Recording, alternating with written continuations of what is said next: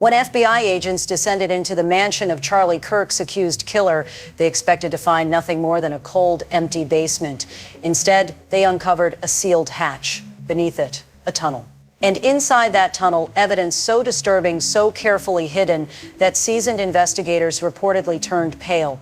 For months, the public was told this was an open and shut case, one gunman, one motive, one tragic death. But this discovery raises haunting new questions. Was Charlie Kirk targeted by something far bigger than anyone imagined? And if so, who was really behind it? Before we unravel this chilling revelation, I want to hear from you. Do you believe the official story, or do you think something darker has been kept from the public? Comment your thoughts below and let us know where you're watching from. And don't forget, like this video, share it with others who follow true crime, and subscribe to the channel so you never miss these deep dive investigations. Because the truth is not always what it first appears to be. To understand the weight of this discovery, we have to step back to the life that was lost. Face.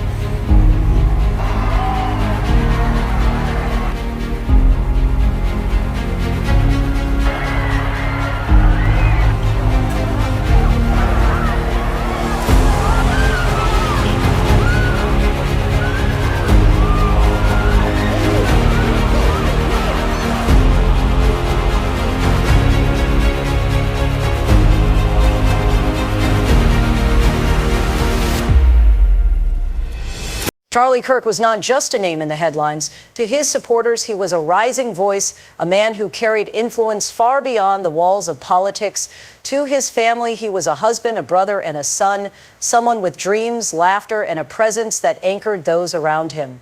On the morning of the incident, life appeared normal. The streets were alive with their usual rhythm, unaware of the tragedy about to unfold. Witnesses recall the sound first, sharp, terrifying, unmistakable. Panic erupted. People scattered, sirens followed, and in the chaos, Charlie Kirk's voice was silenced forever. The news spread like wildfire. Crowds gathered in disbelief, searching for answers. For many, it was unthinkable. How could a man so well known, so heavily protected, fall victim to a shooting that seemed to come out of nowhere? And yet, as devastating as that day was, the aftermath would prove even darker, because what seemed like a straightforward tragedy would soon unravel into a story riddled with shadows, secrets, and now the shocking discovery beneath a mansion. In the immediate aftermath, authorities were quick to present a story that seemed clear and simple. Within hours, they announced the arrest of Tyler Robinson, a young man portrayed as the lone gunman responsible for Charlie Kirk's death. The narrative was neat, almost too neat, a troubled individual, armed and dangerous, acting alone. Officials described him as a lone wolf motivated by personal grievances with no wider network or conspiracy at play.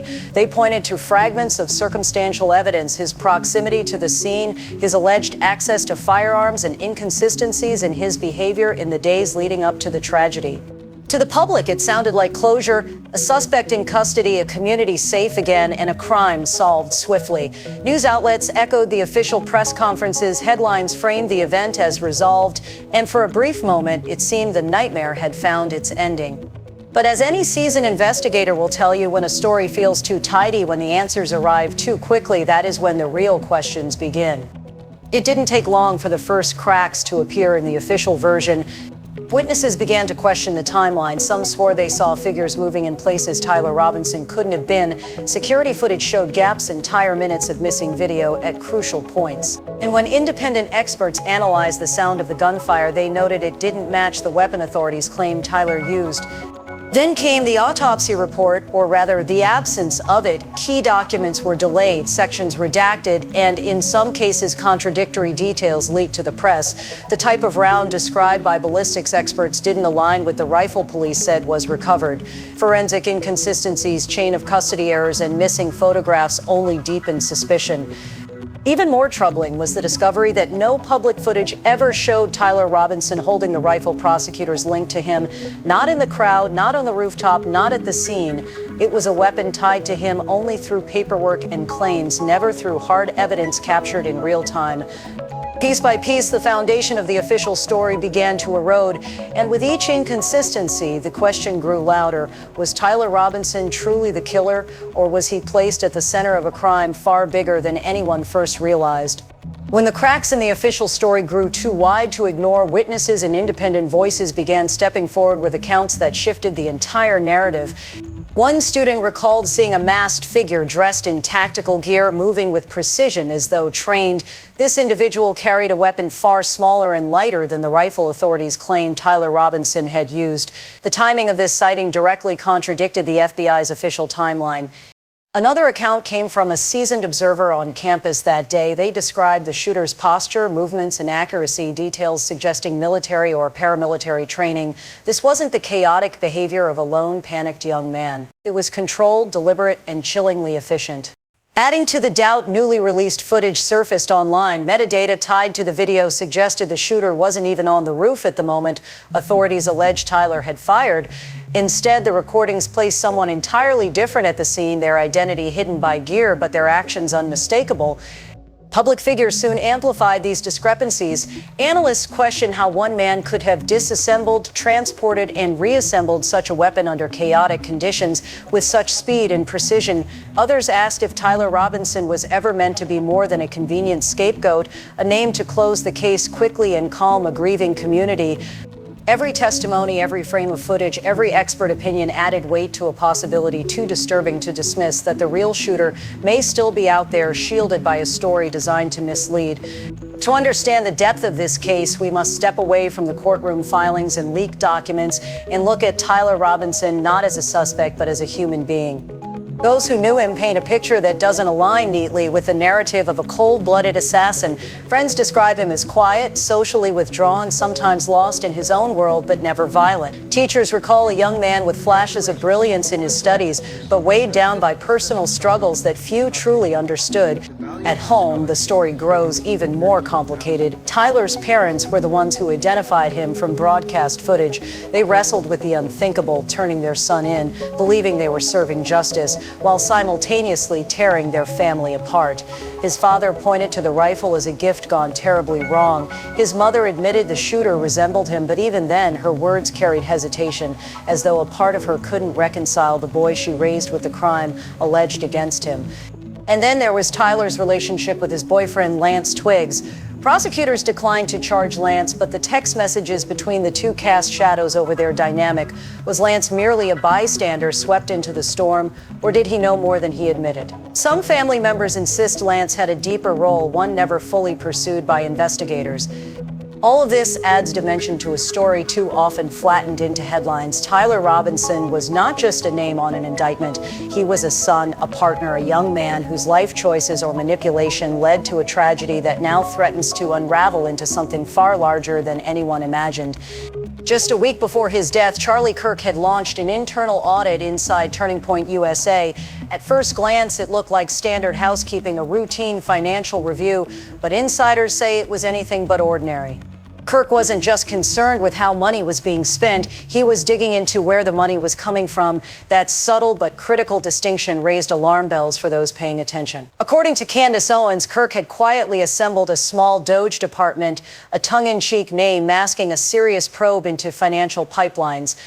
And those pipelines were no small matter. They traced back through layers of donors, shell companies, and accounts that didn't match the usual profile of grassroots contributions. Some insiders claim Kirk had stumbled upon irregularities, funding that suggested ties to shadowy networks with far greater influence than a single student with a rifle. If Kirk had succeeded in exposing these connections, it could have shaken not only Turning Point USA, but also the powerful figures behind its funding. In that light, his assassination feels less like a random act of violence and more like a silencing, a message, a line that someone didn't want crossed. The audit wasn't just paperwork, it was a threat, and one that may have cost Charlie Kirk his life. After Tyler Robinson's arrest, investigators turned their attention to his home. Neighbors had long whispered about the property, a fortress-like mansion that seemed far beyond the means of a 22-year-old student. In the months leading up to the shooting, they recalled construction crews arriving late at night, hauling in heavy equipment, concrete mixers, and steel beams. Official permits, however, reflected nothing more than cosmetic renovations. Something didn't add up. When the FBI arrived with ground-penetrating radar, those suspicions were confirmed. In the basement, agents noticed a section of freshly laid cement. Thermal scans revealed a hollow cavity beneath it. Breaking through, they uncovered a hatch reinforced with steel, a concealed entrance leading down into darkness. What began as a routine property search quickly transformed into something far more disturbing. The tunnel stretched deep underground, wide enough for two grown men to walk shoulder to shoulder. It was wired with electrical conduits powered directly from the mansion above. And this wasn't some crude hideout. It was engineered, reinforced, and carefully concealed. Chambers lined the passageway, some filled with makeshift furniture, others with surveillance equipment, laptops, and coded ledgers. One chamber bore graffiti and markings eerily similar to the mocking phrases etched on Robinson's bullets. For the FBI agents on the scene, it was a chilling realization. This wasn't a bunker. It wasn't a panic room. It was infrastructure built deliberately, financed secretly, and hidden in plain sight. And according to insiders, when agents descended into the final chamber, their faces went pale because what they found down there was never meant to see the light of day. Deeper into the tunnel, the atmosphere grew heavier. Each chamber revealed another layer of secrecy, another clue pointing to something larger than one man acting alone. But it was the third chamber that reportedly shook even the most seasoned investigators. Inside, the walls were covered in insulation foam pinned with photographs, maps, and handwritten notes. A crude corkboard chart connected names with arrows, political figures, wealthy donors, and media personalities. Some of those names matched individuals tied to Charlie Kirk's internal audit, the very probe he had launched days before his death. Others were far less familiar, buried in circles of influence the public had never heard of. On a folding table sat burner phones, flash drives, and spiral notebooks filled with coded entries. Forensic teams later confirmed some of the codes linked to offshore accounts already flagged in past money laundering investigations. But the most disturbing discovery wasn't the ledgers or the photographs. It was the back wall. There, bolted to the concrete floor, stood a single chair. Beside it, dark, irregular stains stretched across the ground. Lab testing later confirmed traces of human DNA, and scrawled along the walls in jagged black graffiti were the words repeated over and over.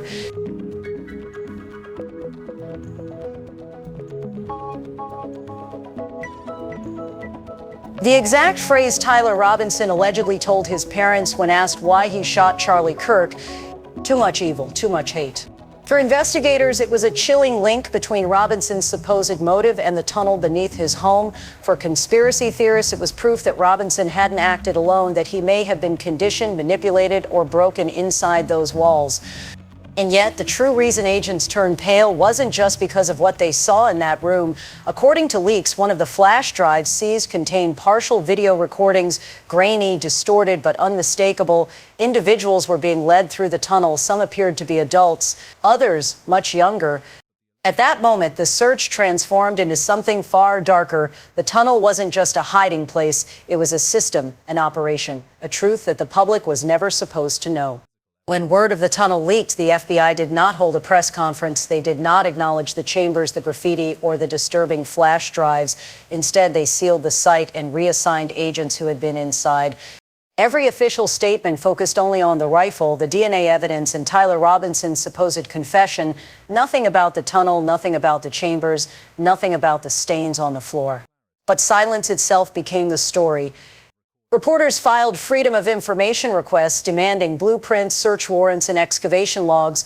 Almost every request was denied or returned heavily redacted. Local building offices that should have documented construction permits for the mansion claimed none existed. How could a multi-million-dollar tunnel complex exist without oversight? Was it incompetence or deliberate concealment? The secrecy deepened when attention turned to the autopsy of Charlie Kirk. For a death this public, this high-profile procedure demanded immediate toxicology and full forensic reporting. Yet weeks passed and no report was released. Court filings mentioned medical records but stopped short of details. Local coroners deflected questions to the FBI. The FBI declined comment. It was as though the autopsy had been erased. And that absence opened the door to something more chilling. If there was no public record of Kirk's wounds, his toxicology, or even his official time of death, how could anyone be certain of what really happened that day? Did the wounds align with the rooftop shooter narrative, or had Charlie Kirk died under different circumstances altogether? Without an autopsy, the truth remained buried, and in its place, suspicion grew. While investigators sealed off the tunnel and the FBI silenced its findings, life outside carried on in shattered pieces. Charlie Kirk's family faced the unbearable task of grieving in public while also battling the cloud of confusion and secrecy surrounding his death. At vigils across the country, candles burned and prayers were spoken. People gathered in church halls, school auditoriums, and on city streets, not just to mourn, but to demand clarity. His name echoed through chants, hashtags, and handwritten signs, "Justice for Charlie." But alongside the grief came something darker, distrust. Neighbors whispered about the mansion's hidden passageways. Parents asked if their children were safe, if such tunnels could exist in their own communities. Activists demanded transparency, claiming authorities had buried key evidence. And online, speculation erupted into wildfire. Some posts mourned, others accused, and many no longer trusted a single official statement. The community was not just grieving Charlie Kirk, they were grieving the loss of trust in the institutions meant to protect them.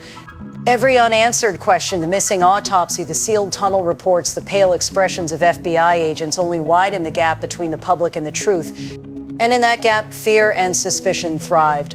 When the FBI closed the tunnel and locked away the files, it wasn't just about a single crime anymore. It was about something larger, something systemic. This case forced America to stare into a mirror and ask difficult questions. How much power do institutions hold to decide what the public can and cannot know? How many cases are tied up in secrecy, leaving families with more questions than answers? And when evidence vanishes or is withheld, is it incompetence or corruption? Charlie Kirk's death was not just a tragedy. It became a symbol of a much deeper issue, transparency. When authorities present a narrative that feels too neat, too polished, and too clean, suspicion isn't just inevitable, it's justified.